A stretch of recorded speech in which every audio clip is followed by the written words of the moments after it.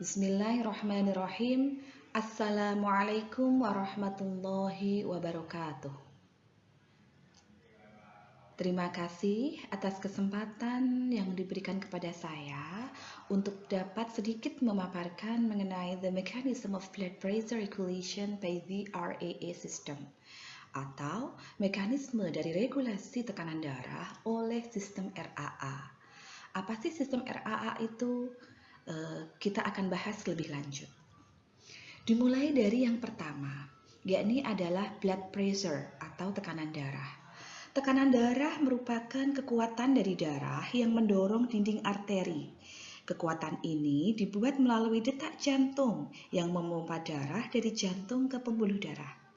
Tekanan darah juga dipengaruhi oleh ukuran dinding arteri serta elastisitasnya. Setiap kali jantung kita berdetak, maka di dalam arteri akan terjadi tekanan. Sehingga di sini tekanan darah kita akan meningkat ketika jantung kita berdetak untuk memompa darah. Kemudian kontrol dari tekanan darah ini sangat kompleks. Regulasi tekanan darah dipengaruhi oleh banyak hal, seperti overweight, konsumsi garam berlebih, aktivitas fisik yang masih rendah, kemudian stres, kurangnya tidur, alkohol, kelainan ginjal, dan sebagainya. Namun di sini kita akan fokus pada regulasi tekanan darah oleh sistem RAA, yakni renin, angiotensin, aldosteron. Sekilas teman-teman bisa melihat bahwasanya adanya tekanan darah yang meningkat ini dipengaruhi oleh angiotensin 2 serta aldosteron. Di sini tadi ada angiotensin serta aldosteron. Kemudian angiotensin 2 ini diperoleh dari mana? Dia dibentuk dari angiotensin 1, yang dimana angiotensin 1 ini dibentuk oleh angiotensinogen, di mana angiotensinogen bereaksi dengan renin membentuk angiotensin 1. Lebih detailnya akan kita bahas. Yang pertama, mengenai renin. Renin yang juga dikenal sebagai angiotensinogenase merupakan sebuah enzim yang dirilis, yang disekresikan oleh ginjal ketika ada penurunan tekanan pada arteri. Enzim renin ini disekresikan oleh sel-sel perisit yang ada di sekitar arteriola aferens serta mikrovesel pada ginjal, yang kemudian dia terspesialisasi membentuk yang namanya kompleks juxtaglomerular. Pada dasarnya, aparatus juxtaglomerular ini tersusun dari 3 hal, yakni ada juxtaglomerular cell atau sel juxtaglomerular, kemudian macula densa, dan mesangium extraglomerulus. Nah, hal tersebut di atas ini tadi, renin tersebut ini dikeluarkan sebagai respon dari 3 stimulus, yakni yang pertama, adanya penurunan pada tekanan arteri. Hal ini biasanya berhubungan dengan penurunan volume darah. Yang adanya penurunan ini kemudian dideteksi oleh baroreseptor. Baroreseptor merupakan sel-sel yang dia sensitif terhadap terjadinya tekanan. Dan pada stimulus yang pertama ini merupakan stimulus yang paling berhubungan dengan adanya tekanan darah serta sekresi renin. Kemudian yang kedua adalah adanya penurunan jumlah natrium yang dikirim ke dalam tubulus distal. Adanya penurunan ini kemudian diterima oleh macula densa yang ada pada tadi juxtaglomerular apparatus. Fokus pada stimulus yang kedua ini akan saya jelaskan pada slide berikutnya. Kemudian stimulus yang ketiga yakni adanya aktivitas sistem saraf simpatetik, di mana sistem saraf ini juga mengontrol tekanan darah melalui aktivitas dari beta-1 adrenoseptor. Ini adalah struktur dari arteriola aferen pada ginjal. Di sini terdapat sel-sel juxtaglomerular. Sel-sel juxtaglomerular ini berperan dalam proses sintesis, penyimpanan, dan pelepasan renin. Sel-sel ini merupakan satu-satunya sel dalam tubuh organisme yang menyintesis renin dalam bentuk preprorenin. Kemudian, preprorenin tersebut diproses menjadi bentuk renin yang aktif dan menyimpan dalam bentuk renin aktif tersebut di dalam granula sekretorik dewasa. Kemudian, sel-sel makula densa, di sini dia akan berperan dalam menciptakan dan mengirimkan sinyal untuk melepaskan renin dari dalam sel-sel granula juxtaglomerulus tadi. Sinyal tersebut terbentuk ketika terjadi penurunan konsentrasi NaCl dalam tubulus distal di ginjal. Kemudian sel-sel mesangium dari ekstraglomerulus berperan sebagai sel penyokong yang juga mengirim informasi tentang NaCl di tubulus distal ke sel-sel juxtaglomerulus yang kemudian mensekresi dan melepaskan renin. Kemudian kita membahas mengenai sekresi dari renin. Tadi sudah saya singgung bahwasanya renin itu dibentuk dari preprorenin. Preprorenin di dalam sel juxta kemudian akan masuk ke dalam badan Golgi. Nah, di dalam badan Golgi ini teman-teman bisa melihat ada beberapa jalur. Sebelumnya saya singgung sedikit mengenai salah satu fungsi dari badan Golgi adalah dia membantu untuk membentuk vesikula atau kantong sekresi. Sehingga di sini kalian bisa lihat bahwasanya terbentuk kantong-kantong atau vesikula-vesikula. Nah, prorenin yang masuk ke dalam badan Golgi ini apabila dia membentuk vesikula yang clear di sini tanpa ada protogranul, maka dia akan masuk ke dalam jalur konstitutif, di mana prorenin ini akan dikeluarkan dalam bentuk yang inaktif, jadi reninnya belum aktif. Sedangkan ketika di dalam badan Golgi proprerenin itu tadi mengalami yang namanya glikosilasi, maka ini menunjukkan bahwasanya ada modifikasi pasca translasi untuk memfasilitasi pelipatan protein, ya ini adalah prorenin ini tadi, agar dia dapat meningkat stabilitasnya. Sehingga dampaknya apa ketika sudah mengalami glikosilasi? Terbentuk granul-granul yang ada di dalam vesikel. Ini protogranulnya. Berbeda dengan gambar yang atas. Tadi clear vesicles tanpa ada granul. Sedangkan kalau yang di bawah terdapat granul. Nah, ketika ada granul dalam vesikel, maka kemudian dia akan membentuk yang namanya vesikel isi padat, di mana di dalamnya tersebut terdapat katepsin B yang dia mampu mengubah prorenin menjadi renin yang aktif.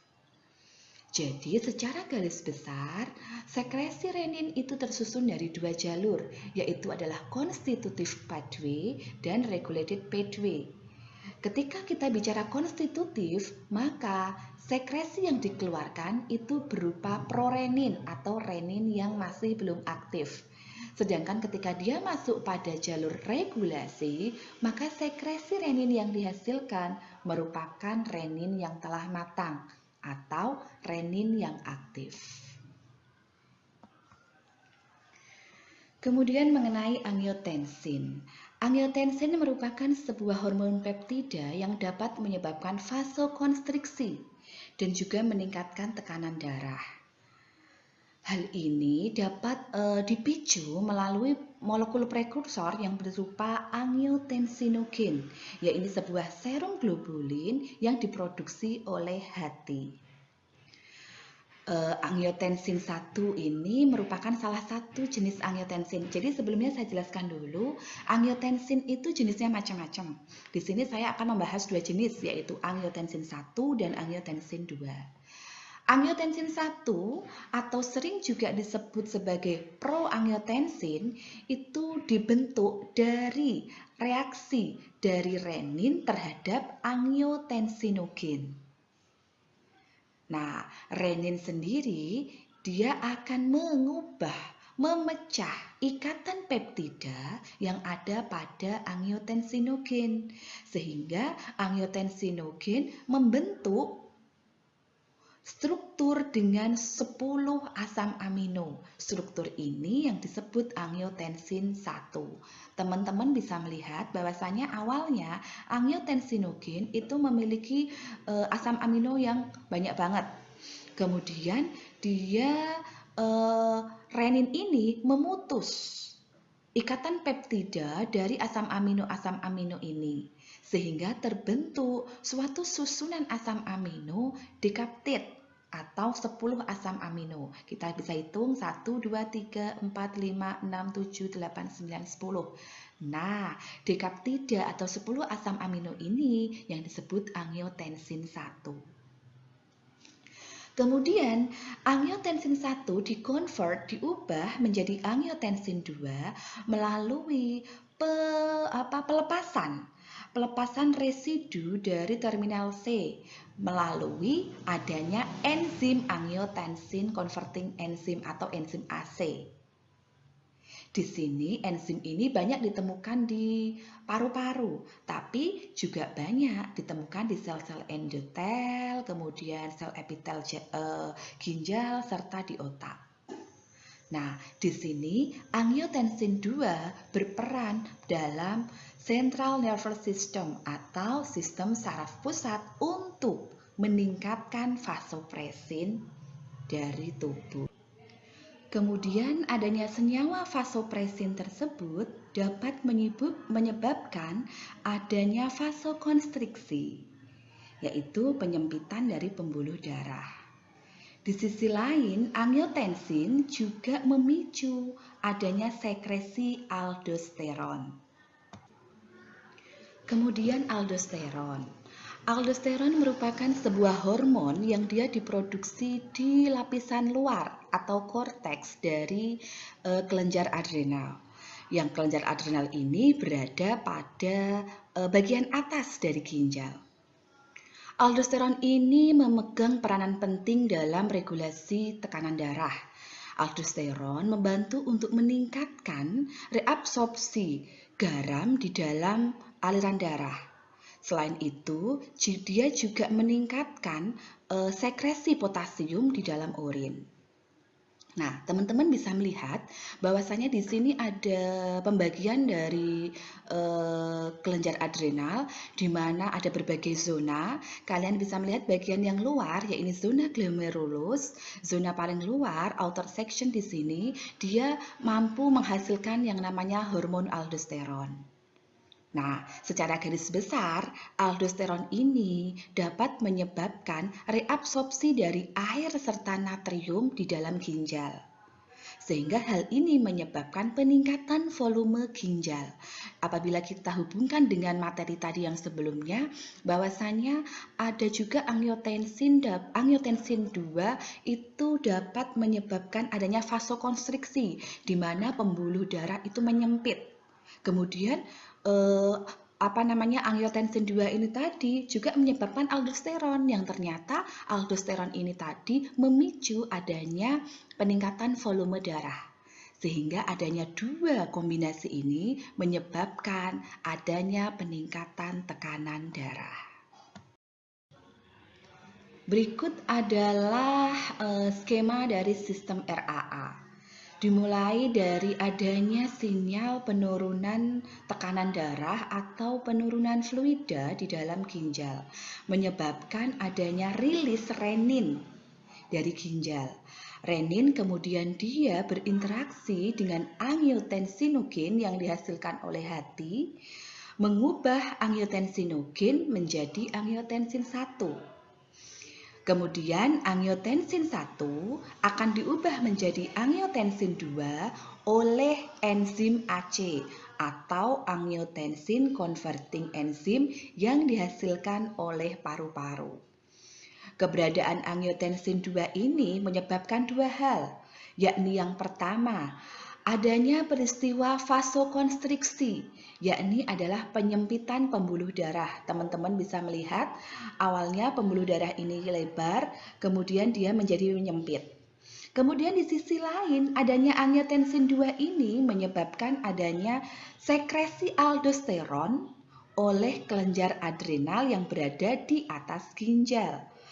Adanya aldosteron ini menyebabkan reabsorpsi dari garam dan air yang meningkat. Kemudian ini adalah skema dari sistem RAA dari sumber lain. Dimulai dari adanya peristiwa dehidrasi, kemudian kekurangan natrium atau pendarahan, menyebabkan penurunan volume darah dalam tubuh. Penurunan volume ini kemudian menyebabkan tekanan darah di dalam tubuh menurun. Adanya peristiwa ini kemudian menjadi stimulus bagi sel-sel substrat-glomerular yang ada di dalam ginjal untuk mensekresikan renin. Di dalam tubuh kemudian renin akan berinteraksi dengan angiotensinogen yang dihasilkan oleh hati, mengubah angiotensinogen menjadi angiotensin 1. Kemudian angiotensin 1 yang meningkat ini diubah menjadi angiotensin 2 oleh AC yang ada di dalam paru-paru. Maaf kalau saya dihasilkan oleh paru-paru. Kemudian adanya angiotensin 2 menyebabkan adanya vasokonstriksi atau penyempitan pembuluh arteri, di mana hal ini kemudian menyebabkan adanya peningkatan tekanan darah. Di sisi lain, adanya angiotensin 2 juga menyebabkan korteks adrenal menghasilkan hormon aldosteron. Hormon aldosteron ini memicu untuk reabsorpsi natrium dan air yang meningkat di dalam ginjal. Di sisi lain, dia juga meningkatkan sekresi dari kalium dan hidrogen di dalam urin. Sehingga hal ini memicu pula terbentuknya volume darah yang meningkat dan pada akhirnya juga mempengaruhi dalam peningkatan tekanan darah.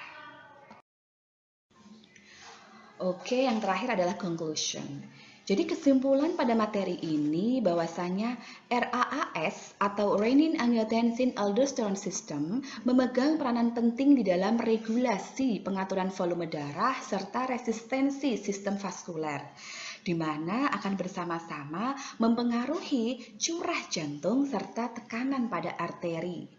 Seperti namanya saja, RAAS, berarti di sini ada 3 komponen penting dalam sistem itu, yakni yang pertama renin, yang kedua angiotensin, dan yang ketiga aldosteron.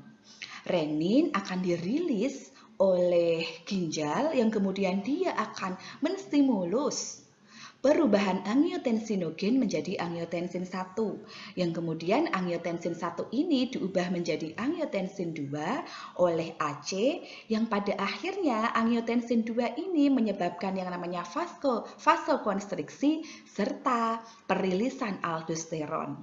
Interaksi keduanya ini kemudian dapat menyebabkan peningkatan tekanan darah.